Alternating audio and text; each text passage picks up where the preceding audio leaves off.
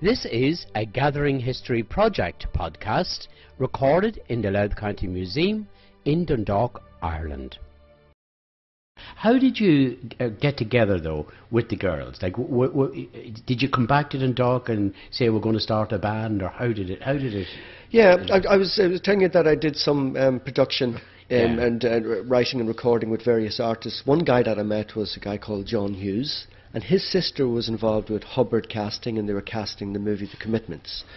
And I asked him if he would allow myself and my sisters to audition, and he arranged that for us, and we did. And it went very well, and we all got kind of blink and you'll miss it parts in The Commitments. Andrea got a more substantial role. She was. It was on recently there. We're looking at her again. Yeah. And at that point then,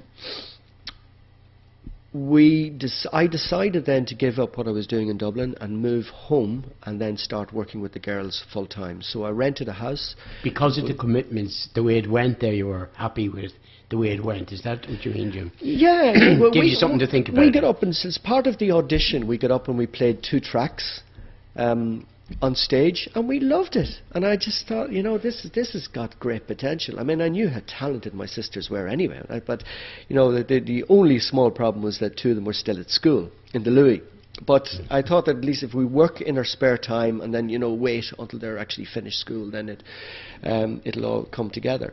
So I moved back home and I rented the Gate Lodge at Bunny Cox's, the horse training place, just beside the ESB station on the back of the wall, and set up a recording studio there.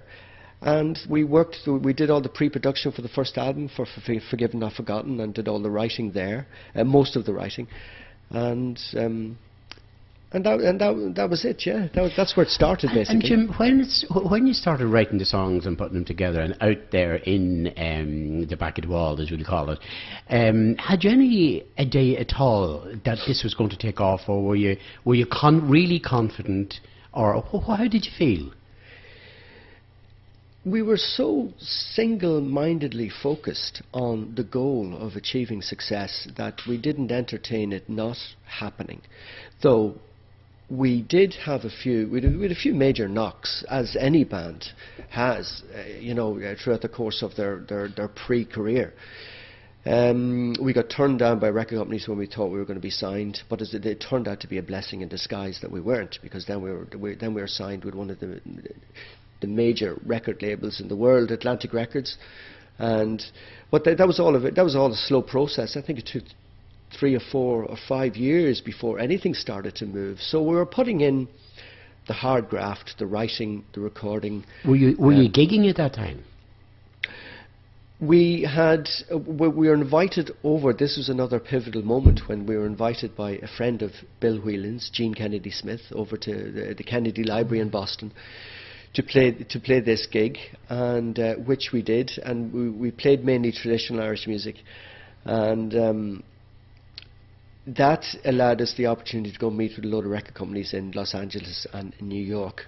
And it was on the second last day before we left New York that we met with Atlantic Records, a guy called Jason Flom there.